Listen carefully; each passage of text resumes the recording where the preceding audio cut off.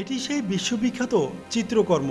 ইতালির শিল্পী Leonardo da Vinci ১৬ শতকে এই ছবিটি অঙ্কন করেন।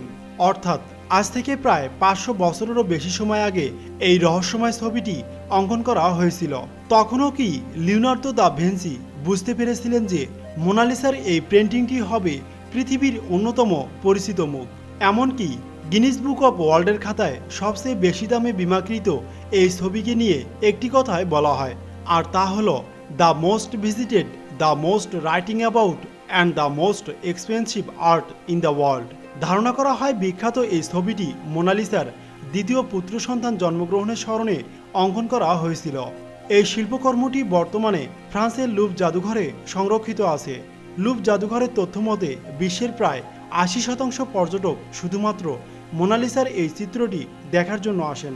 লিওনার্দো দা ভিঞ্চি ১৫০৩ থেকে ১৫০৬ খ্রিস্টাব্দের মধ্যবর্তী এসে কোনো এক সময় মোনালিসা নামের এই রহস্যময় ছবিটি অঙ্কন করেন। মোনালিসার এই ছবিটি একটি পাইন কাঠের টুকরোর উপর আঁকা হয়েছিল, যা এখন পর্যন্ত চিত্রকলার ইতিহাসে এবং পৃথিবীর বুকে এই চিত্রকর্মটির মতো আর কোনোটি এত আলোচিত কিংবা বিখ্যাত হয়নি। কিন্তু কেন? এর একমাত্র কারণ হিসেবে ধরা হয় মোনালিসার সেই রহস্যময় হাসি, যা পরবর্তী প্রজন্মে বহু প্রশ্নের জন্ম দিয়েছে। বর্তমানে এটি প্যারিস শহরে লুভ জাদুঘরে কঠিন নিরাপত্তায় রাখা হয়েছে। এটি ছিল শিল্পী লিওনার্দো দা ভিঞ্চির সবচেয়ে প্রিয় ছবি এবং তিনি সবসময় এই ছবিটিকে সঙ্গেই রাখতেন এবং তিনি নিজে বলতেন, এটি হলো আমার জীবনের সেরা শিল্পকর্ম। তবে ২০০৫ সালে নিশ্চিত হওয়া সম্ভব হয়েছে এই চিত্রকর্মটিতে আঁকা যে নারীকে আমরা দেখতে পাই তিনি প্রকৃতপক্ষে ইতালির ফ্লোরেন্স অভিজাত কিংবা ইতালির সম্ভ্রান্ত পরিবারের একজন নারী ছিলেন এবং তিনি ছিলেন ফ্রান্সিসকো দেল জোকেন্দের স্ত্রী লিসা দেল জোকেন্দে। তবে মোনালিসাকে নিয়ে অনেক ধারণা প্রচলিত ছিল সেই সময়। কিছু ইতিহাসবিদ মনে করতেন মোনালিসা হলেন লিওনার্দো দা ভিঞ্চির মা, আবার কেউ মনে করতেন মোনালিসা হলো লিওনার্দো দা ভিঞ্চির বান্ধবী। অবশেষে একটি কম্পিউটার পরীক্ষায় দেখা যায় মোনালিসার সাথে লিওনার্দো দা ভিঞ্চির কিছুটা মিল রয়েছে। তাই মনে করা হয় হয়তোবা মোনালিসার চিত্রকর্মটি না হয় ছেলে কিংবা একজন মেয়ে। মোনালিসা চিত্রটির সবচেয়ে রহস্যময় দিক হচ্ছে তার চোখ। আপনি যেদিক থেকেই ছবিটির দিকে তাকান না কেন আপনার মনে হবে মোনালিসা সবসময় আপনার দিকেই তাকিয়ে আছেন। অনেক গবেষক আবার দাবি করেন মোনালিসার মাধ্যমে লিওনার্দো দা ভিঞ্চি কোনো একটি বার্তা দিয়ে গেছেন। কিন্তু কি সেই বার্তা, যা আজও খুঁজে চলেছেন গবেষকরা?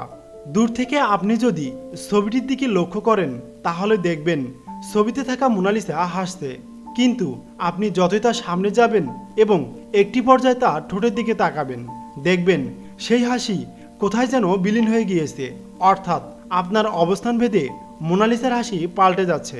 অন্যদিকে প্রতি বছর প্রায় ৭০ লাখ দর্শনার্থী লুভ জাদুঘরে উকি দিয়ে যান শুধুমাত্র ম্যাডাম লিসাকে এক নজর দেখার আশায়। কিন্তু অগণিত টিভি সিরিজ এবং চলচ্চিত্রে দেখানো মোনালিসাকে সামনাসামনি কিংবা স্বচক্ষে দেখার পর অনেক দর্শনার্থী মনে খটকা লাগে কিংবা প্রশ্ন জাগে, মোনালিসা এত ছোট, মাত্র ৩০ ইঞ্চি বাই ২১ ইঞ্চি। এই ৩০ ইঞ্চি বাই ২১ ইঞ্চির পেন্টিংটি আসলেই রেনেসাঁ আমলের বিশাল আকারের ছবিগুলোর তুলনায় নিতান্তই ক্ষুদ্র ছিল। অপরদিকে ১৯৯৭ সালে লুভার জাদুঘরে যখন মোনালিসাকে নিয়ে আসা হয় তখন অন্যান্য সাধারণ ছবির সাথে একে রেখে দেওয়া হয়েছিল। এখনকার মতো পুরো একটি দেয়াল জুড়ে থাকা স্পটলাইটের মধ্যে নয়। যদিও ইতিহাসের অন্যতম সেরা চিত্রকর লিওনার্দো দা ভিঞ্চির অসাধারণ একটি ছবি ছিল এই মোনালিসা, কিন্তু সবচেয়ে বিখ্যাত হওয়ার অন্তরালে গল্পটি শুধুই কি দা ভিঞ্চির দক্ষতা নাকি অন্য কিছু? নাকি মোনালিসা বিখ্যাত হওয়ার পিছনে অন্য কোনো গল্প রয়েছে?